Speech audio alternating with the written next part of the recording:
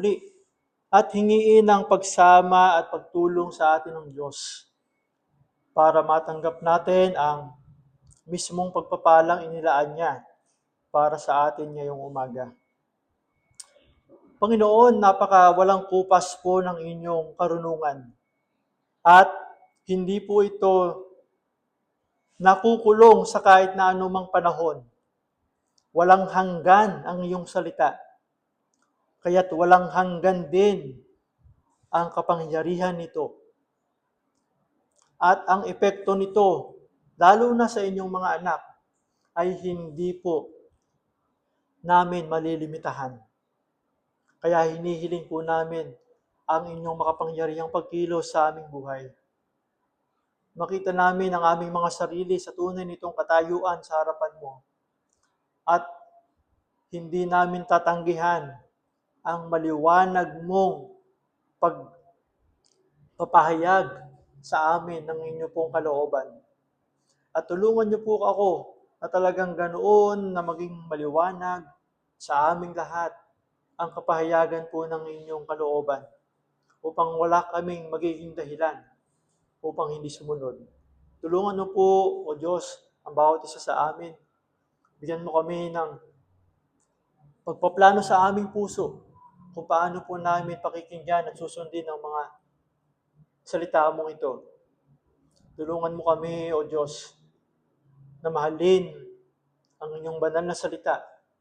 Tulungan mo kami, bigyan mo kami ng mas malalim na pagkauhaw at pagkagutom dito upang kami ay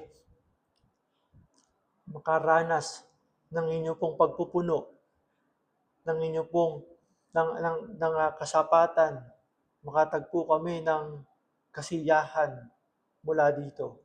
Maraming salamat, Panginoon. Pinagkakatiwala ko po sa iyo ang lahat sa pangalan ng aming Panginoong Hesus. Amen. Amen. Malakas ba yung dating sa inyo? Hindi, no? Naka-on naman to. Siguro kailangan ko lang ilakas boses ko. No? Ayan, okay na. Sige. Lakas ko na lang daw yung boses ko. Okay na. Dahil lang po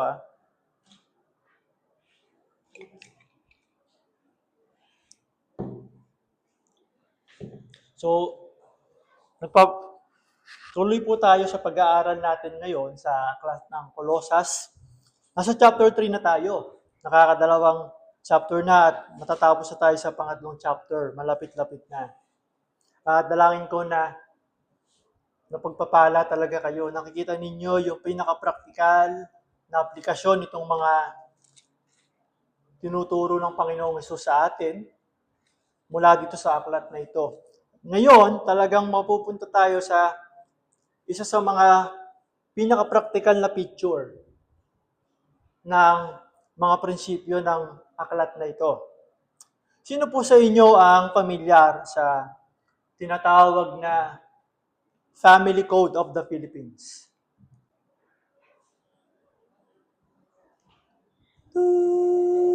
Parang ganun yung tunog Family Code of the Philippines. Ano yung Family Code? Ito yung isang batas din siya na pinirmahan ng dating Pangulong Corazon Aquino. Hindi pa ako buhay nang pinirmahan niya to kasi pinirmahan niya to July 1987. Pinanganak ako September 1987. So, hindi pa ako buhay. Pero nung panahon na yon, na siya pa ang presidente, gumawa siya nito. Ginawa niya itong family code na ito na naglalaman ng mga batas upang mabigyan ng gabay patungkol sa partikular na mga aspeto ng buhay pamilya. Yung kasal, yung bisa ng kasal, yun nga, yung ibig sabihin nun, yung legal separation, yung ari-arian ng mag-asawa, yung pamilya, mga anak, responsibilidad ng mga anak, otoridad ng mga magulang, meron din dong aspeto ng pag-aampon, pagbibigay ng suporta ng mga magulang, So, ito yung mga sinasakop nitong family code na to. Doon sa family code na ito, binibigyan ng higit na pansin yung actually karapatang pantao. Karapatang pantao, yung human rights. Kung saan ang bawat miyembro daw ng pamilya ay sinikap na mabigyan ng pantay na karapatan. Magbabanggit po ako ng ilang bahagi nito na medyo may kinalaman dito sa pag-aaralan natin, particularly. Doon po sa, kasi may mga articles yan eh. Article 1, 2, 3, 4, 5. Mahigit 200 articles to. Okay? Pero doon sa sinasabi na Article 68, ganito yung sinasabi. Tinranslate ko na lang sa Tagalog. Kasi English yun eh. Sabi niya, ang mag-asawa ay obligadong manirahan ng magkasama. Obserbahan or ibigin ng isa't isa, respetuhin at magtapat sa isa't isa, at magbigay ng tulong at suporta sa isa't isa. Article 220. Ito yung sinasabi, tungkol naman ito sa obligasyon ng mga magulang sa kanilang mga anak. Sinasabi doon na ang mga magulang ay nararapat na ibigin, mahalin, at bigyan ng, di ko alam kung ano yung affection eh, ng pagkalinga, ng pagkalinga, ng pagpapayo, at yung companionship. Yung ipaparamdam mo talaga na pamilya sila. At gabay ng pag-unawa. Yun daw ang mga obligasyon ng mga magulang sa kanilang mga anak. Ngayon, sabi din, sa mga anak naman, ang mga anak ay nararapat na respetuhin at igalang ang kanilang mga magulang, lalong-lalo na kung sila ay nasa ilalim pa ng kanilang otoridad. Okay? Ibig sabihin nun, kahit nagtatrabaho ka na, kung nandun ka pa rin sa mga magulang mo, nakatira, ganun pa rin ang pagtrato mo sa kanila. At hindi ibig sabihin nito, I believe, na pag wala ka na sa poder nila, hindi ko na sila igagalang. Mali yun. Okay? Ngayon, bakit ito sinasabi to? Tayo meron ito. At malaking tulong to kung malalaman po ninyo kung ano yung laman nito. Lalo na yung mga applicable, yung mga talagang tatama sa atin. Yung kumbaga, ito para sa akin ito, mga anak. Ito para sa akin ito, mag-asawa. Ito para sa akin ito. Pero wala akong nakita dito na bahagi kung saan merong bahagi para sa asawang lalaki, merong bahagi para sa asawang babae. Ang meron lang dito, mag-asawa in general.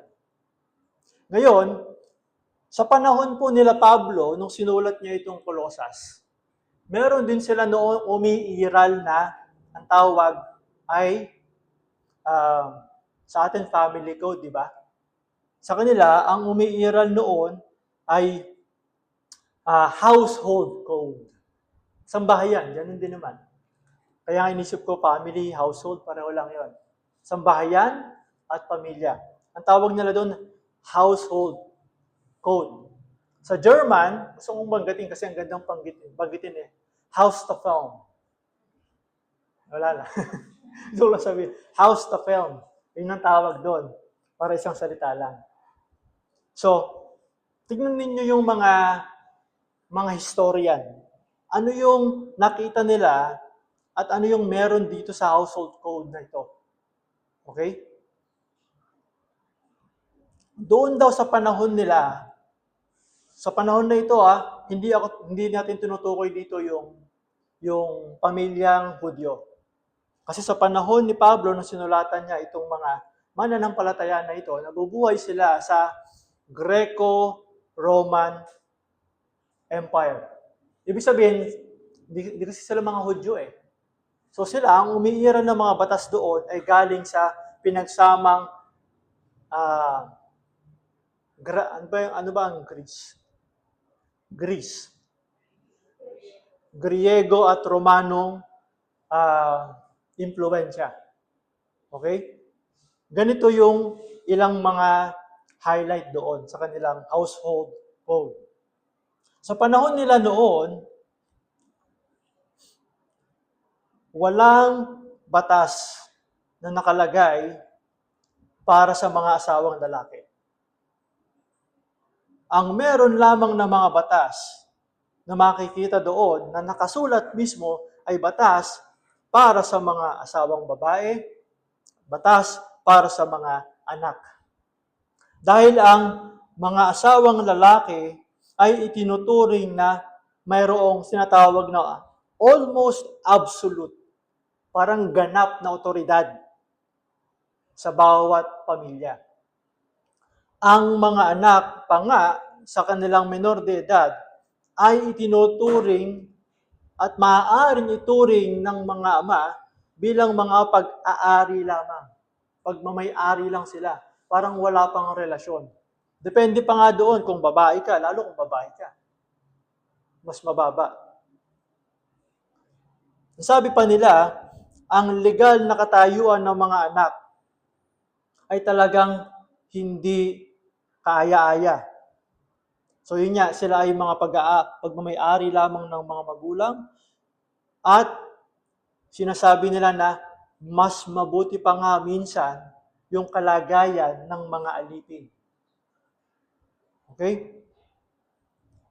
So sa ilalim nitong household code na ito, ang mga asawa naman ay inuutusan na magpasakop sa kanilang mga asawang lalaki, ngunit hindi inuutusan ang mga asawang lalaki na mahalin ang kanilang mga asawang babae. Ang katotohanan niyan, merong mga nadiskubre na mga kasulatan din noon na, or walang nadiskubre, ni isa man nakasulatan kung saan inutusan or mayroong batas para sa mga asawang lalaki na mahalin ninyo ang inyong mga asawang babae. So bakit ko binubuksan itong ganito para makita natin to? Kasi dito sa mga makikita nating pamantayan na ibinigay ni Apostol Pablo sa mga mananampalataya, malayo ito dito sa umiiral noon na household code. Hindi, bagamat, inadapt niya ito. Inadapt niya. Kinuha niya yung pattern na ito para ibigay itong mga tinatawag natin na household code din para naman sa isang pamilyang mananampalataya na ni Kristo. At hindi kailangan na susundin ko yan kapag Christian na lahat kami. Hindi ganun yon. Kung ikaw ay anak, kung ikaw ay asawang babae, ikaw ay Mrs., ikaw ay Mister, at ikaw ay nakakilala na kay Kristo, kung ano man yung umiiral na household code sa atin ngayon, siyempre kailangan mo sundin yon. Batas yun eh. Pero, para kay Pablo at para sa Panginoon, hihigitan mo pa yon. Dahil doon sa household code na makikita natin sa chapter 3, verse 18. Actually, hanggang chapter 4, verse 1 yan. Pero, ang pag-aaralan lang natin ay hanggang verse 21. Colossus chapter 3, 18 to 21. Dito, makikita natin dito na hindi nilalabag ni Apostol Pablo kung ano yung umiiral na household code. Household code noon. Pero, pinapakita niya rito na mahigit pa dyan ang dapat na maging pamantayan ng isang pamilyang Kristiyano. Ng isang miyembro ng pamilya na nakay Kristo na. Sinasabi niya rito na hayaan ninyong pagharian ni Kristo ang inyong pamilya. Yun ang sinasabi niya. At binigay niya rito kung paano yun may papakita. Kung ikaw ay asawang babae, ganito. Kung ikaw ay asawang lalaki, ganito. Napakahalaga nito para makita ng lipunan sa paligid natin na tayo ay tunay na binago na ni Kristo.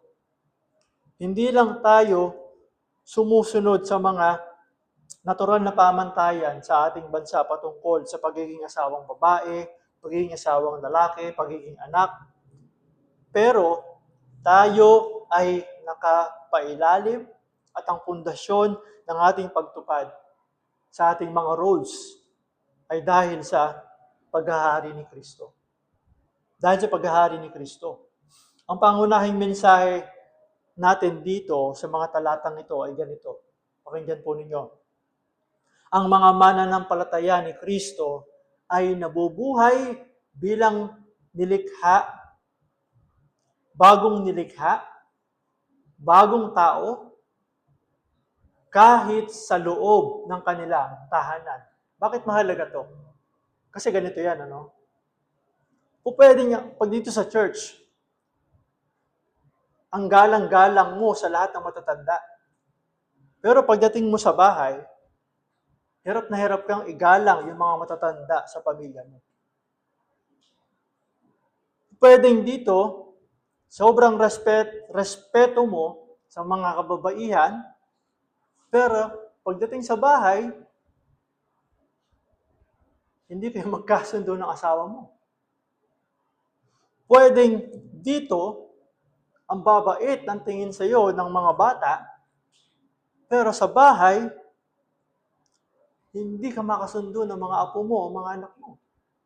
So ang sinasabi niya rito, hindi lang sa labas, lalong-lalo na sa loob ng pamilya, dala-dala mo ang paghahari ni Kristo. Umiiral ang paghahari ni Kristo. Lalong-lalo na sa mga taong pinaka-nakakakilala sa iyo. Lalong-lalo na sa mga taong pinaka-minamahal mo. Dahil unang-una silang pangunahin sila na impluwensya na makakikitaan ng ginawa ng Panginoong Jesucristo ang pagbabago sa buhay mo. Sila yung pangunahin parang mission field mo. Ibig sabihin, sila yung pangunahin na ibinigay sa iyo ng Diyos na babahagian mo ng mabuting balita.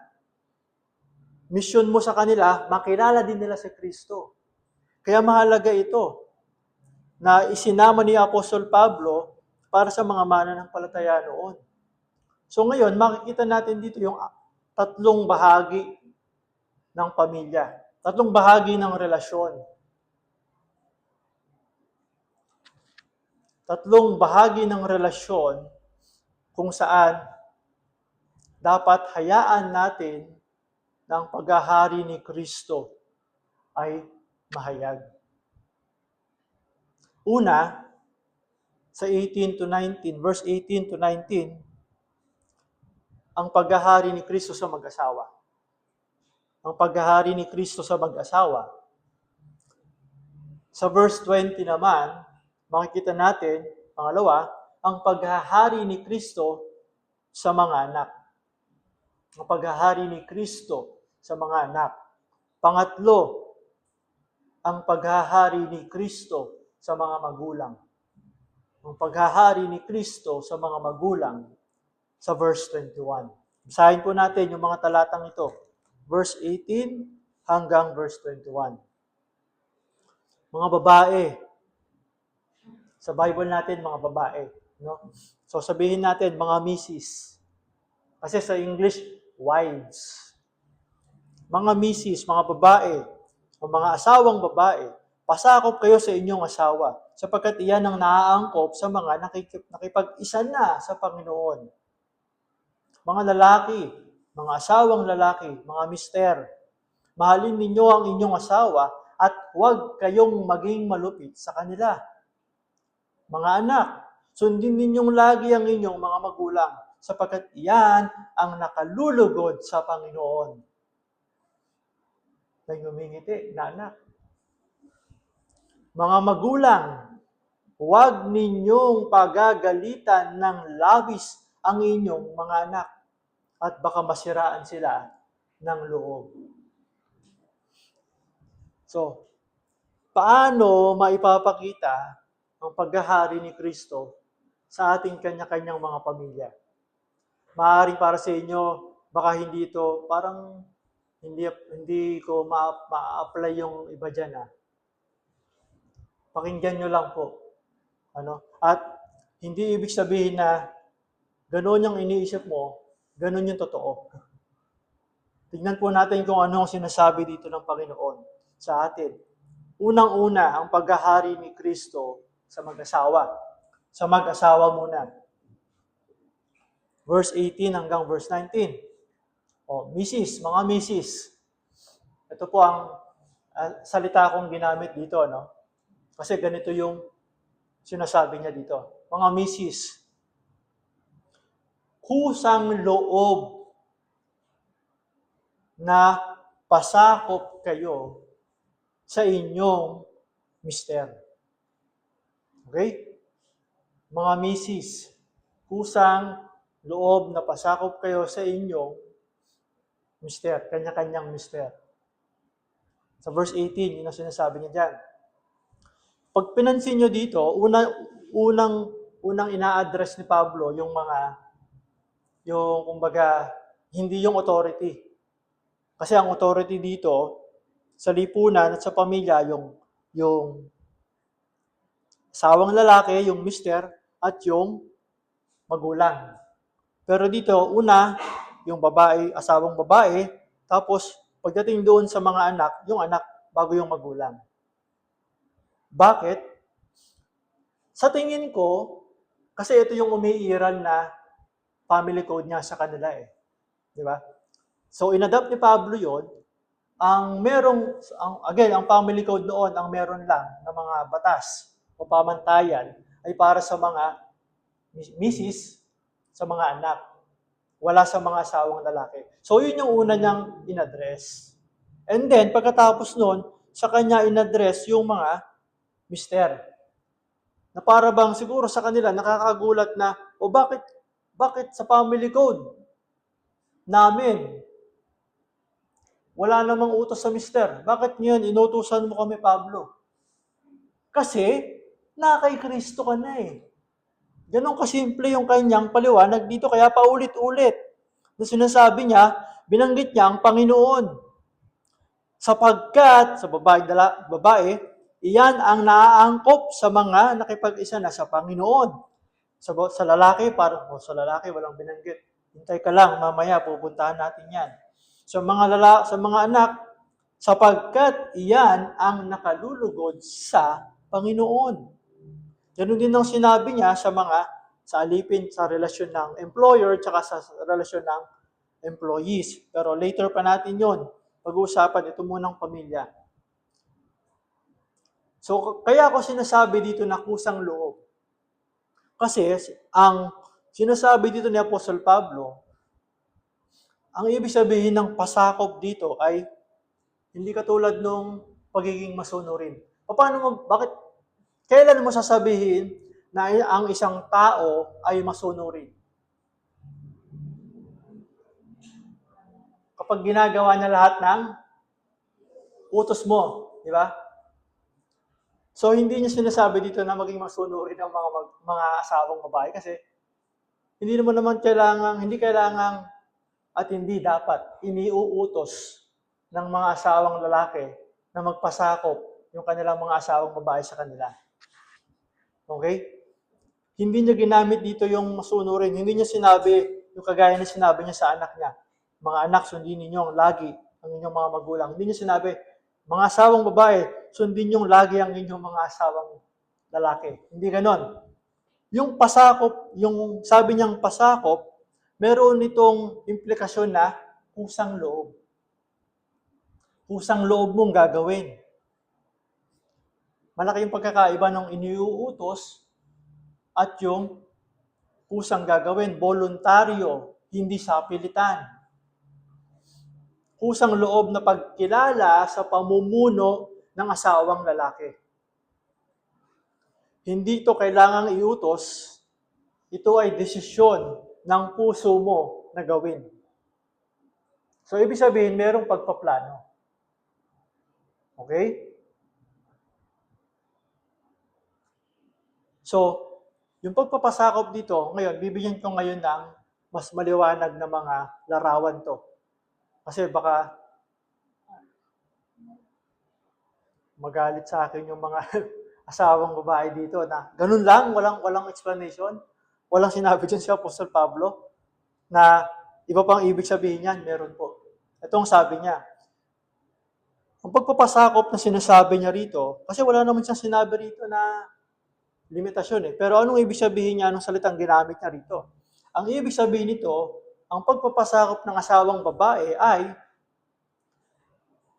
sa kabilang banda, hindi nagpapakita na siya ay mas mababa. Hindi ibig sabihin na magpapasakop, okay, makinig po kayo mga mister, mga asawang lalaki. Hindi ibig sabihin na iniuutos po ito ng Panginoon sa mga asawa nating babae, magpasakop sila, ang tingin na natin sa sarili natin, mas mataas tayo. Siko-siko yan, di ba? Hindi po ganon. Hindi sila mas mababa sa atin. Pantay po ang ating katayuan, halaga sa mata ng Panginoon. Maraming bahagi sa Biblia, sinabi niya yan. At ang pinakamalaking halimbawa na po pwede natin gamitin ay yung halimbawa po ng Panginoong Kristo. Nung siya po ay nagpakumbaba, okay, nagpakumbaba siya. Sabi sa Filipos chapter 2, 8-9, nagpakumbaba siya at naging masunurin hanggang kamatayan. Maging ito man ay kamatayan sa krus, hindi ibig sabihin nun na siya ay mas naging mababa ang katayuan sa Diyos Ama. Pareho pa rin silang Diyos. Okay? Si Jesucristo mismo ay sumunod sa Ama hanggang sa kamatayan. Ngunit hindi ito nagpapakita na mas mababa ang kanya pagka-Diyos sa Diyos Ama. Ay, ito yung Diyos Ama, ito yung si Jesus Christ. Hindi ganon. Pantay-pantay silang Diyos. Kasi isang Diyos sila. Yung tatlong persona. Kaya nga, sabi dun sa chapter 9 ng verse 9 ng Filipos chapter 2, tutuloy ko lang yung binabasa ko kanina. Dahil dito, sa kanyang pagpapakumbaba, siya'y lubusang itinaas ng Diyos at binigyan ng pangalang higit sa lahat ng pangalan. Ibinalik lang yung kanyang nakikitang katayuan na kapantay ng Diyos. Kasi nung siya ay naging tao, hindi naman halata na siya ay Diyos eh.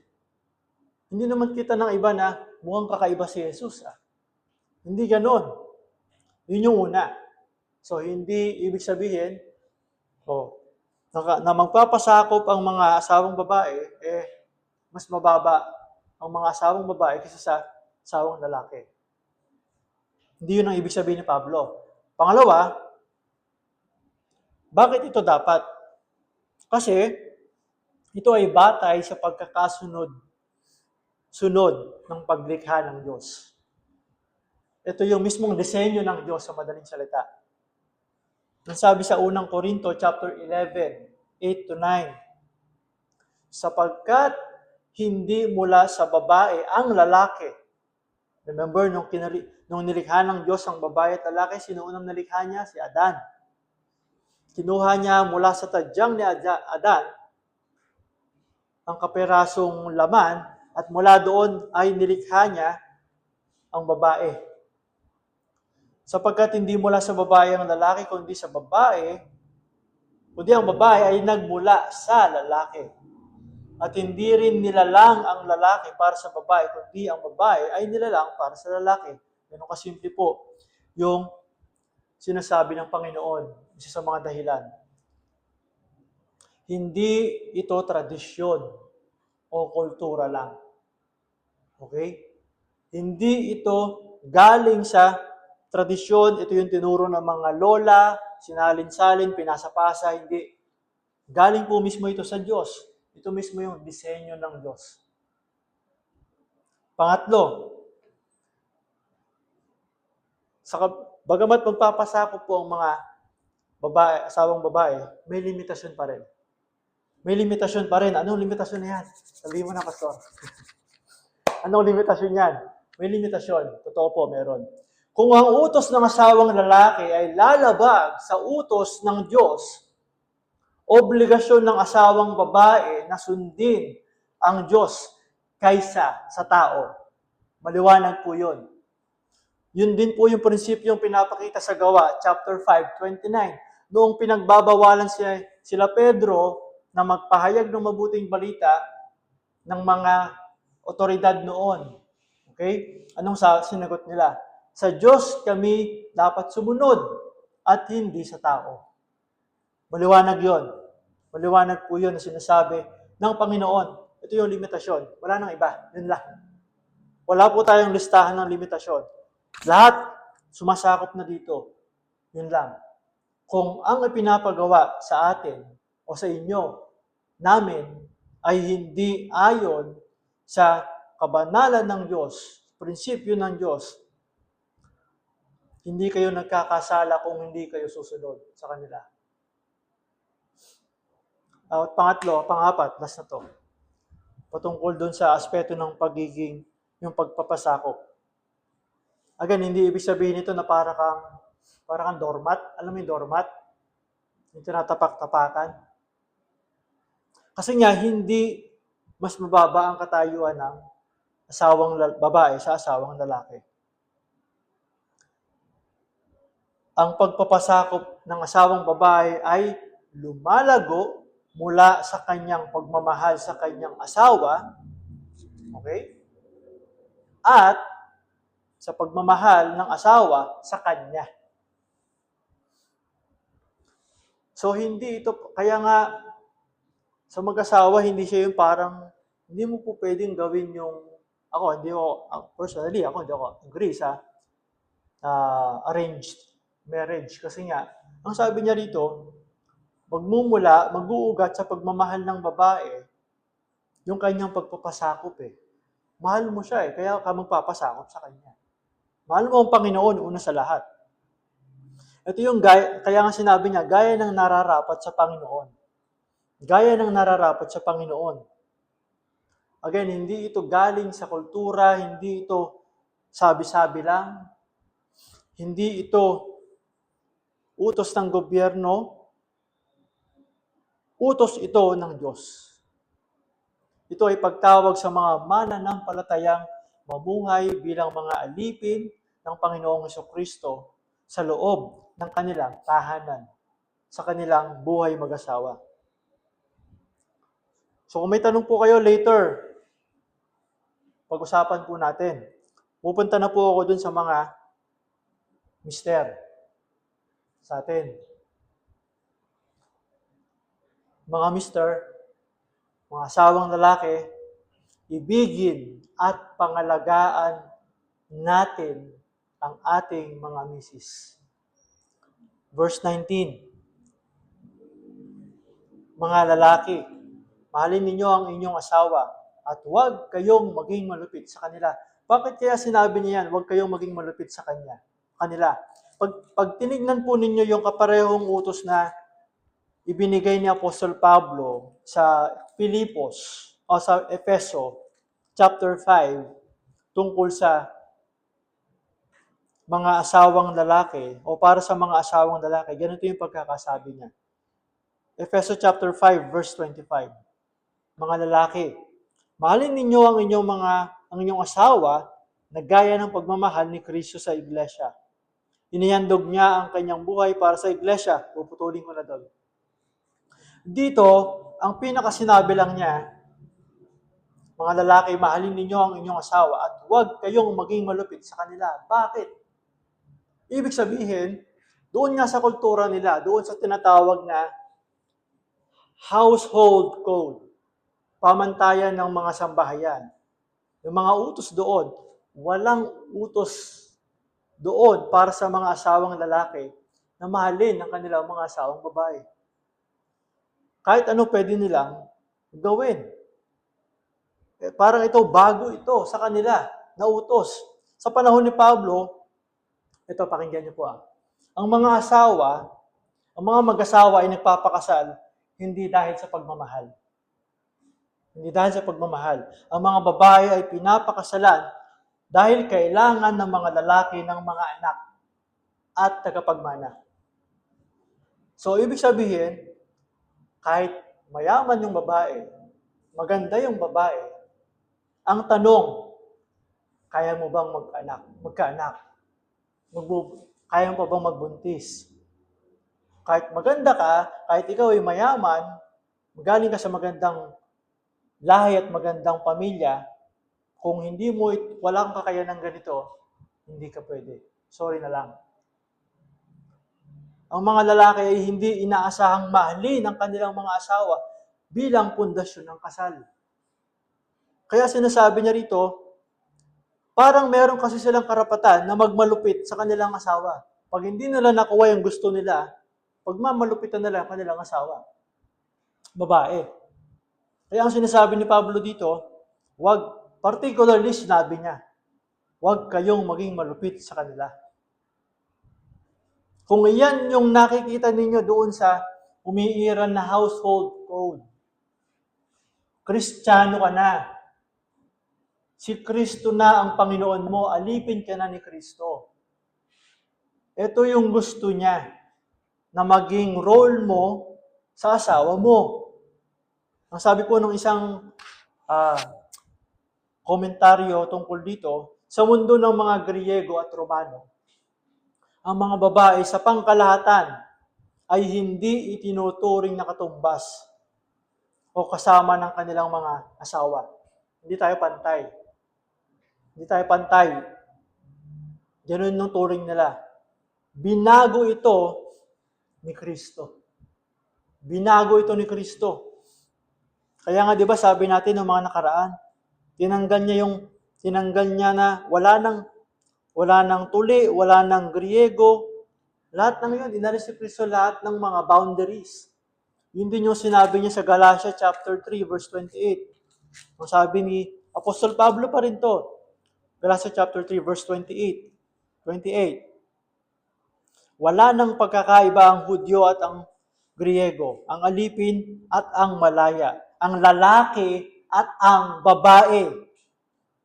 Kayong lahat ay iisa na dahil sa inyong pakikipag-isa kay Kristo Jesus. At kung kayo'y kay Kristo, kayo'y mga anak ni Abraham at tagapagmana ng ipinangako ng Diyos. Pantay na. So binabasag dito ni Apostol Pablo yung kaisipan. Natural na kaisipan nila noon at natural na kaisipan natin ngayon. Ito yung pattern mo dati. Kung ang pattern mo dati ay yung mga lolo-lola mo na ganito yung kanilang trato sa kanilang mga mahal sa buhay, kanilang mga asawa, at nakilala mo na si Kristo, hindi na dapat yon. Titigil mo na yon yung ganoong klase mong pagsunod ng kanilang mga halimbawa. Ay, magagalit si lolo. Baka magalit sa akin tatay ko, sabihin nila, under ako. Hindi. Si Kristo na ang dapat pinaghahari mo sa buhay mo. Natin. Sama ko, si asawang lalaki ako eh. Kaya't nang iniutos ito ni Pablo sa mga asawang lalaki na ibigin ng kanilang mga asawa, ito ay isang kakaiba. Para sa kanila bagong utos na hindi matatagpuan kahit saan. At kaya nga pinuntahan ko din pansamantala yung ating household code. Yung ating family code. Talagang, kasi, pag meron ka ng kopya nun, sa digital, mag-search ka lang naman, lalabas yung mga hinahanap mong salita eh. So, wala talaga. Tsaka yun yung mga laman. Ang nakakalungkot nga, meron dong provision para sa paghihiwalay. Kung sakaling maghiwalay ang mag-asawa, ganito yung gagawin. Ganito yung legal na mga gawain. Sana nga hindi ganun eh. Di ba? Ang sabi pa ng iba, ganito yung pag-ibig. Okay? Sabi niya, mahalin. Ang pag-ibig na ito ay nagtataglay ng iba't ibang kahulugan. Hindi lang ibig sabihin, nagpo-provide ako, binibili ko yung kailangan mo, nagkakaloob ako ng pangangailangan sa bahay, na pag-aaral ko ang mga anak. Lahat ng pangangailangan ng asawa na bibigay. Ito yung sinasabi niya rito. Ang pagmamahal na may malalim na pagpapahalaga. Kaya nga sabi ko kanina, ibigin at pangalagaan ang ating mga asawang babae. Yung pagmamahal na ito ay may malalim na pagpapahalaga kung paano mo pinapahalagaan ang sarili mo. walang pagod na pag-aalaga, pagpapatawad, paglalagay ng pangangailangan ng asawa bago ang sarili. Ibig sabihin, sacrificial pagmamahal to. Sorry po. Katulad ng pagmamahal ni Kristo sa iglesia.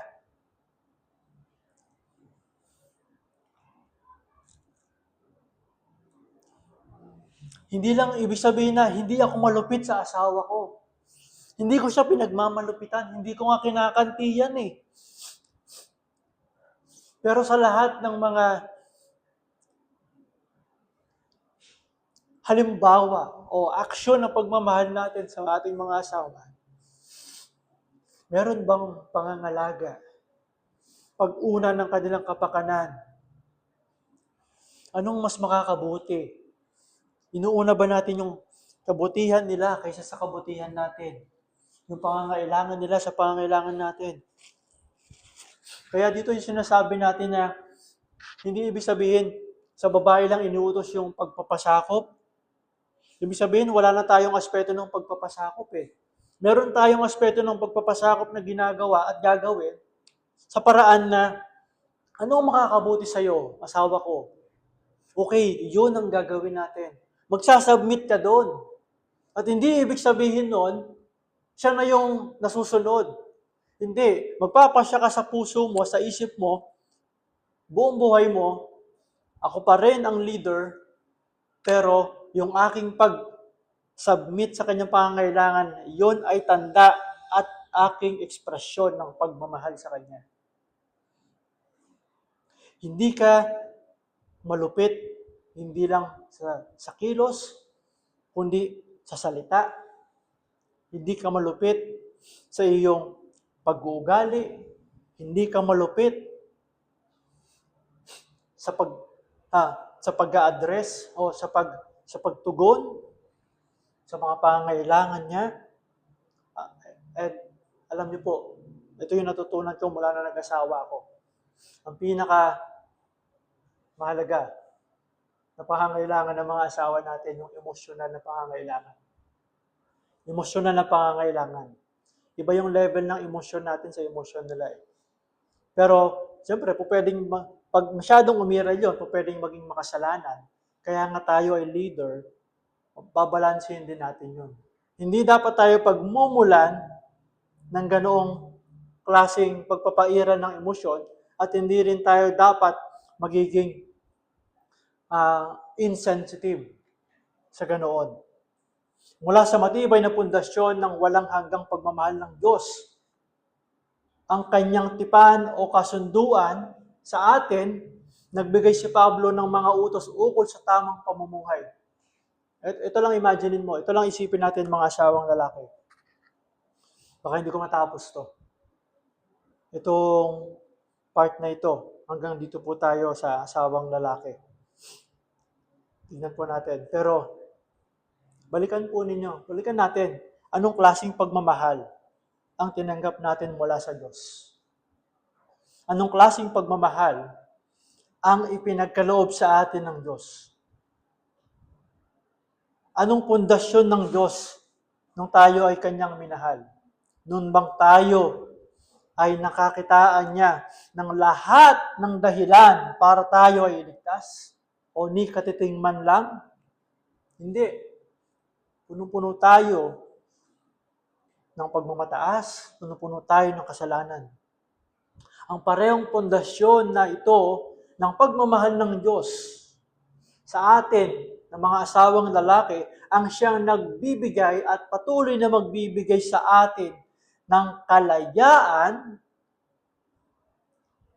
upang ibigin, mahalin, pangalagaan ng buong puso ang ating mga asawang babae.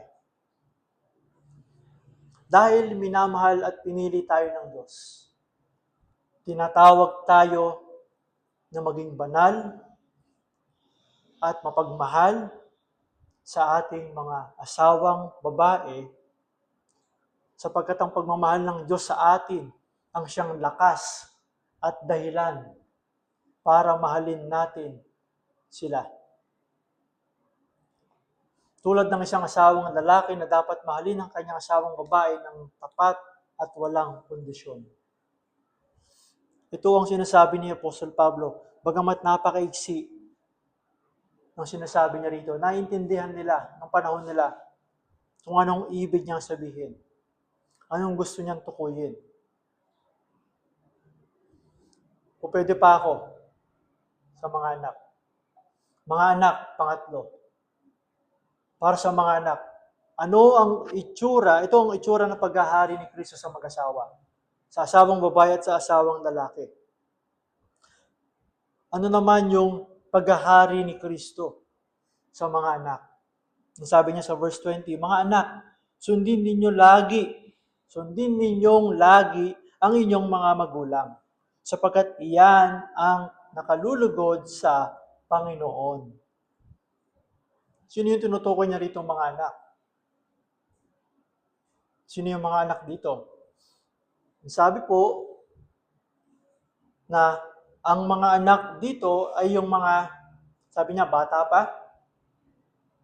Yung nasa ilalim, mga bata pa, pero maging yung mga nasa ilalim pa ng pagpapalaki at otoridad ng kanilang mga magulang at nakatira pa sa kanilang tahanan. Basta ikaw, nandito ka sa kategoryang to, ikaw yon. Tayo yon. Kung nandito ka. Ito ay malinaw mula sa kapareho niyang utos sa Efeso chapter 6, verse 4. Ang sabi niya, si Pablo rin na nag-iutos nito chapter 6, verse 4. Chapter 6, verse 1. Mga anak, sundin ninyo ang inyong mga magulang. Ano sabi niya rito? Alang sa Panginoon. Sapagkat ito ang nararapat. Dinagdagan pa nga niya yun Igalang mo ang iyong ama at ina. So dito sinasabi lang ni Pablo, sundin ninyo lagi ang inyong mga magulang. Meron ka bang objection dito? Malamang, meron. Ano objection? Pagtutol. May mga pagtutol ba tayo dito? Maaaring meron. Pero again, babalikan natin ang sinasabi ni Pablo dito. Hindi man yan ka nakakalugod sa'yo. Mabigat man yan sa'yo. Pero dahil iyan ang nakalulugod sa Panginoon, dapat mong sundin ang iyong mga magulang. Ano ibig sabihin nito? Ano ibig sabihin ngayon nung lahat ng bagay? Kasi sinabi niya, sundin ninyong lagi sa lahat ng bagay. Ibig sabihin yan. Ang inyong mga magulang. Ang sabi dito, ang ibig sabihin ng sundin sa lahat ng bagay ay nagpapahiwatig ng malawak na pagsunod. Hindi mo pipiliin kung anong utos ang susundin mo. Ang mga anak ay hindi dapat maging parang ikaw yung magsusuri kung yung utos ba ng mga magulang mo dapat sundin, ito hindi dapat sundin. Hindi ikaw ang basihan. Ibig sabihin, wala sa iyo ang basihan kung susundin ko ba to o hindi ko to susundin. Bagamat merong limitasyon, pero hindi sa atin. Hindi kung anong alam natin, kundi kung ano yung naiisip natin na tama o mali na dapat sundin sa mga magulang. Again, ang pundasyon pa rin dito, yung relasyon mo sa Panginoon. Kung Kristiyano ka na, may mga pagbabagong makikita sa iyo, particularly sa relasyon mo sa iyong mga magulang. Sa iyong mga magulang. Again, ulitin ko yun hindi ikaw ang magsusuri. Naintindihan po ba natin lahat yung Tagalog na magsusuri? Kasi aware ako na may Tagalog na hindi po natin masyadong unawa eh. Gusto ko lang po maging clear yun. Hindi tayo yung magiging manunukat kung yan ba ay dapat sundin o hindi. Ano pa rin ang ang pamantayan ng Panginoon. Yun pa rin ang ating titignan. So ipinapalagay ng utos na ito na ang mga magulang, okay, ito naman, wala pa tayo sa magulang pero pakinggan niyo po ito mga magulang. Bagamat utos po ito sa mga anak, pero ina-assume, pinapalagay ng utos na ito na ang mga magulang naman ay hindi mag-uutos ng anumang bagay na masama para sa kanilang mga anak. Dahil sinabi diyan, sundin ninyong lagi, ang sinasabi ni Pablo, yung mga iniuutos kasi ng mga magulang mo ay makakabuti sa iyo. So para sa atin, sa mga magulang, sisiguraduhin natin na ang iniuutos sa mga anak ay hindi masama, hindi makasalanan, hindi sa ikapapahamak. Kung ang mga anak ay, sabi niya ng Panginoon sa Mateo chapter 7, kung ang mga anak ay humingi ng isda, hindi mo sila bibigyan ng bato. Hindi mo sila bibigyan ng iba. So sinasabi dito, tulad ng nabanggit sa mag-asawa para sa mga anak, kung ang utos ng magulang ay lalabag sa utos ng Diyos, hindi ito dapat sundin. Hindi ito dapat sundin. Hindi ko kayo tinuturuan na huwag kayo maging masunurin sa mga magulang niyo. Ang sinasabi lang dito, at ang gusto ko na maging malinaw sa atin, ito yung sinasabi ng Panginoon na may pagkakataon na may pagpili tayong gagawin. Ang Panginoon ba o ang ibang tao? Kahit ang mga mahal natin sa buhay. Kaya nga sabi niya, di ba? Ang sino man na umiibig sa kanyang magulang, kanyang mga anak, kanyang asawa, nang higit sa akin, ay hindi karapat-dapat na maging alagad ko. Ang sinasabi niya doon, may mga sitwasyon kasi talaga na babangga sa prinsipyo ng tao at sa prinsipyo ng Diyos. At dapat iiral. Kaya nga sabi ko doon sa title natin, hayaan mo na maghari si Kristo sa pamilya. Sa buhay mo bilang anak. Ngayon, binibigyan din ni Pablo ng pagpapasaya sa Panginoon. Hindi lamang sa magulang ang dahilan ng pagsunod. Bakit ka susunod? Kasi may reward. Bili ka nito, susunod ka. Kasi hindi mo na binabalik yung sukli. Hindi na hinahanap yung sukli sa'yo. Bili mo to, bibigyan kita. Utusan kita ha. Hanggat may pabor kang nakukuha sa magulang mo, sumusunod ka. Pero pag wala na, hindi na. Pero ang sinasabi niya dito, ang pangunahin mong focus ay mapasaya ang Panginoon. Mapasaya ang Panginoon. Hindi lang mapasaya ang tao, lalo na yung mga magulang mo, pero unang-unang mapasaya ang Panginoon. Dahil again, hindi pareho palagi ang mga bagay na nagpapasaya sa Panginoon at sa mga magulang. At sa tao in general. Sa iyo din. Hindi pareho nagpapasaya sa Panginoon sa nagpapasaya sa iyo. Pero kailangan mong paghariin kung ano yung mga nagpapasaya sa Panginoon. Dahil nga ikaw ay Kristiyano na. Ngayon, hindi ito, o mahirap itong intindihin ng hindi Kristiyano. Ang relasyon ng mga anak, ng isang anak sa Panginoon, again, ay mas mataas kaysa sa relasyon niya sa kanyang mga magulang. At ang pagsunod kay Kristo, ang pagkasunod ni Kristo sa Ama, sa lahat ng bagay, ito yung modelo natin. Sumusunod siya sa lahat ng pinag-uutos ng Diyos Ama. Dahil iyon ay makakabuti sa atin at higit na nakabuti sa Kanya. Itong mga magulang, sayang, alas 11 na yata, ano?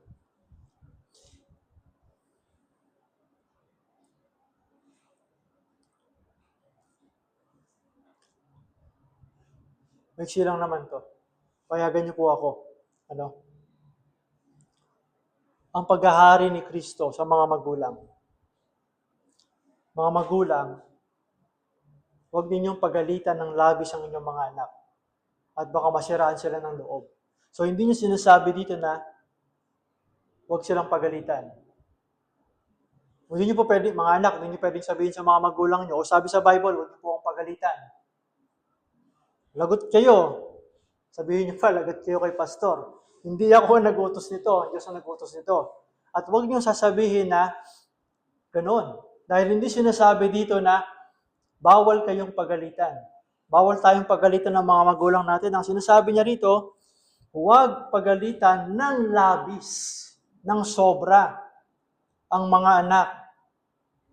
O, tapos, huwag din tayo siguro, mga anak, ano ko lang to bago ko pumunta sa mga magulang. Huwag naman kayo magiging sensitive. Na konting pagalit, para sa inyo, labis na yon. Okay? Kasi ganun na kasi ang mga kabataan ngayon. Sa totoo lang. Okay? May mental health. Nako, kawawa naman. Di ba? Konting ano lang. Nako, wag kayong magpapadala sa mga ganon. Kung ikaw na kay Kristo ka na, si Kristo ang pairalin mo sa buhay mo. May responsibilidad ka. At ito rin yung mga magulang natin, napaka-balanse ng tinuturo niya rito. Sa English, ang sabi kasi, fathers. Pero, ako, naniniwala ako, kasama ng ibang mga unang nag-aral na nito, na ito ay tumutukoy sa mga magulang. Magulang. Ang sinasabi niya ngayon dito, okay, isa sa pinaka-kapansin-pansin sa utos ni Pablo dito, yung pagkakapantay-pantay. Sabi ko nga kanina, di ba? Lahat meron. Hindi po pwedeng, kagaya nung panahon nila, yung asawang babae lang at mga anak lang. At napakababa ng tingin sa kanila. Meron ding responsibilidad ang mga asawang lalaki, ang mga magulang, particularly ang tatay. Kaya sa English, yun yung nakalagay. Father. Mas mabigat yung tama nito sa mga tatay. Pero pareho itong dapat umapply sa mga magulang. Sa panahon noon, lahat ng sisi ay napupunta sa mga asawang babae. Kasi kung ano nangyari sa anak, kasalanan mo. Sisisihin yung asawang babae. Yung anak mo. Pero kapag magaling, may award. Oh, yung anak ko, nasan na? Di ba ganon? Mali yun eh. Pag nagkakamali, anak na lang niya. Sa panahon noon, ganun yung nangyayari sa mga anak, sa mga alipin, ganun din. Pero si Pablo dito, pagkatapos siyang turuan yung mga anak ng tungkulin nila, inutusan niya ngayon yung mga magulang. Kita niyo yun? O, makinig ka, household code yan. Tapos sinabi ni Pablo, hindi pa ako tapos. Mga magulang, kasama din kayo. Ano ibig sabihin ng paggalitan ng labis? Ito, pakinggan niyo po ito. Huwag ko kayo mag-alala. I will be on point para dire-diretso po ako. Ang ibig sabihin ng paggalitan ng labis, dito, na sinasabi ni Pablo, huwag paggalitan ng labis. Ang ibig sabihin nito, huwag aabot yung ating galit. Ibig sabihin, huwag aabot na nagagalit na tayo ng higit doon sa ginawa ng anak natin. Okay? Nakukuha niyo po ako? Nagalit ka, ang ginawa, nagkamali lang yung anak mo, hindi naman nagkasala, tinuring mo kasalanan na. Magkaiba yun, ha? Yung nagkamali lang, nabasag yung baso, kasalanan ba yun? Kasalanan ba yun? Hindi, ano po yun? Pagkakamali lang. Di ba? Meron akong napapanood na video eh. Nabasag nung anak. So, gagawin ko halimbawa yung anak tsaka magulang. Nabasag nung nanay, nung tatay, yung baso. Okay? Hindi, nabasag nung anak. Papagalitan. Siyempre, papagalitan. Nabasag. Paborito pa siguro nung nanay tatay yung baso. Tapos, nung nakabasag yung nanay at tatay, pinagalitan pa rin yung anak. Bakit kasi dyan nakalagay yan? Dapat tinawag mo na doon sa tauban. Kasalanan pa rin ng anak, di ba? So, ibig sabihin dito, sinasabi niya rito, yung ating pagdidisiplina. Okay? Yun yung gagamitin natin salita. Pagdidisiplina sa mga anak ay dapat naaangkop sa kung anong ginawa nila. Hindi sobra. Dahil kapag sobra, ibig sabihin, nadala ka na ng galit mo. Nadala ka na ng emosyon mo. Kaya ang sinasabi niya ngayon dito, nagkakaroon ng pagkairita. Kapag ikaw nairita ka na, foul na yon. Pagiging masyadong mahigpit, pag-utos ng hindi makatwirang bagay, pagmamaliit ng pagsisikap ng bata. Lalo na yung pagkukumpara-kumpara. Kasama po yan dito. Walang pagpapahalaga sa nararamdaman ng bata. May naalala lang ako illustration ni Retno, no? Kay Gab. Ballpen ba yun? Ballpen? Sa ballpen, kumbaga parang para sa atin, nabali ba yung ballpen?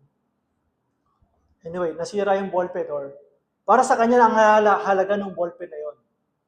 Pero para sa atin, ballpen lang, uyak ka na ng ganyan.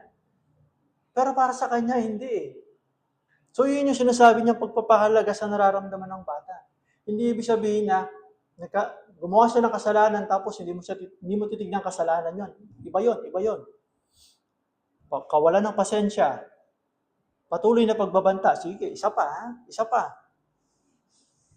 Yun yung sinasabi natin, di ba? Sige, subukan mo. Pagtuturing sa kanila ng may yung sobrang authority. Na parang hindi na anak. Hindi na nararamdamang anak. Kaya sabihin mo, yung palaging, sino sa inyo, huwag nyo kami taas ang kamay. Yung madalas lumalabas sa bibig natin, mali ka na naman. Yan na naman. Sinasabi ko na eh. Ganyan ka palagi eh. Diba? Hindi ka na nagbago. Pag yan, lumalabas sa bibig natin, pagsisiyan po natin ngayon. Dahil nakakasira po yan ng loob ng bata. Hindi yun ang pagkatao nila.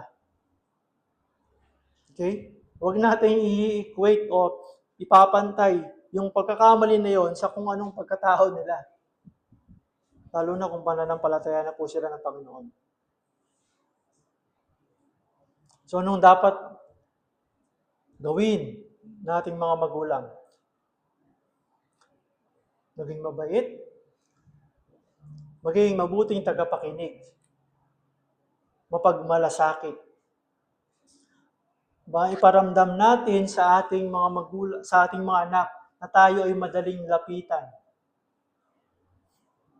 At tiyak na nalalaman ng mga anak na tayo, mga magulang, maramdaman nila na maging sigurado sila na minamahal natin sila at tinatanggap ng walang kondisyon. Nagbibigay dito si Pablo ng malinaw na gabay, ngunit hindi niya itinuturing ang mga anak na alipin.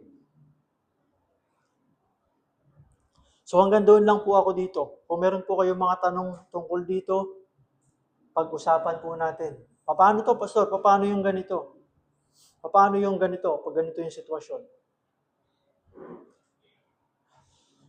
ang mga magulang, particularly ang ama, mabuting ama, ay gumugugol ng oras kasama ang kanyang mga anak.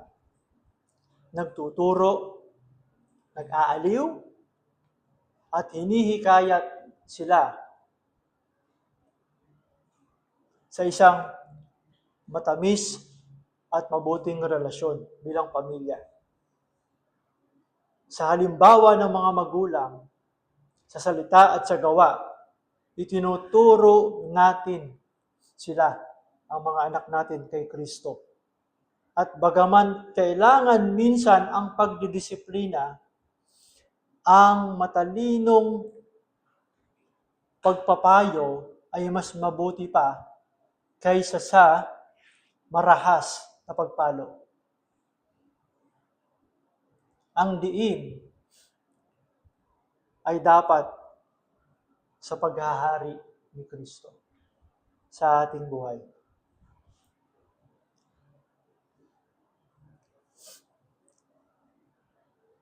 Ganito po ang larawan ng paghahari ni Kristo.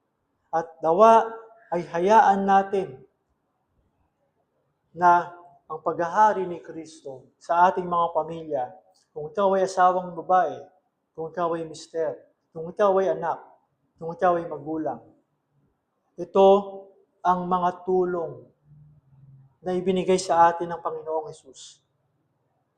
Ito ang mga pamantayan na hindi lamang sumasakop sa ating kultura, sa ating mga pamantayan sa paligid natin, kundi hinihigitan nito ang pamantayan dahil ang lahat ng ito ay nag-uugat sa pagkapanginoon ni Jesucristo sa ating mga buhay. Kung nais natin ang ating tahanan ay nakasentro kay Kristo, hayaan nating pagharian tayo ni Kristo. Tayo po ay manalangin. Panginoon, sa totoo lang, maaari pa po namin pag-usapan sa mas malawak na paraan ang mga pamantayan na ito. Ngunit, Panginoon, hinihiling ko po na maging sapat po sa amin ang mga narinig po namin upang kami ay madala sa pagsunod. Upang kami ay humakbang ng may pananampalataya na sundin at isagawa ang anumang pagbabagong kailangan naming gawin sa amin pong pagtupad sa kanya-kanya po naming mga gampanin sa pamilya, sa mga asawang lalaki, asawang babae, para sa mga anak, sa mga magulang. Panginoon, galing sa iyo ito. Hindi ko man po karanasan ng lahat ng nandito, pero hindi po kami nag-uugat sa karanasan po namin, kundi sa pamantayan po ninyong hindi nagbabago. Kaya tulungan mo kami na hayaan namin ng paghahari ni Kristo ay mahayag sa aming bawat pamilya para sa iyong kaluwalhatian, dahil ito ang kalikod-lugod sa iyo, ito ang nararapat sa iyong mga mata. Salamat, Panginoon. Ito po ang panalangin namin sa pangalan ni Jesus. Amen. Amen. God bless you po. Salamat sa inyong pasensya.